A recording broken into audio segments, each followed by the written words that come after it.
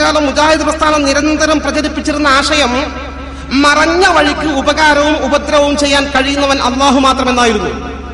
മറഞ്ഞ വഴിക്ക് ഉപകാരവും ഉപദ്രവവും ചെയ്യാൻ കഴിയുന്നവൻ അള്ളാഹു മാത്രം. ലാ ഇലാഹ ഇല്ലല്ലാഹ്. എന്താണ് ആ തൗഹീദിന്റെ വചനത്തിൽ മുജാഹിദ് പ്രസ്ഥാനം പഠിപ്പിച്ച അർത്ഥം? ലാ ഇലാഹ ഇല്ലല്ലാഹ്, അള്ളാഹു ഒഴികെ ദൈവമില്ല, അള്ളാഹു മാത്രമാണ് ദൈവം. ലാ ഇലാഹ ഇല്ലല്ലാഹ്, അള്ളാഹു ഒഴികെ ദൈവമില്ല, അള്ളാഹു മാത്രമാണ് ദൈവം.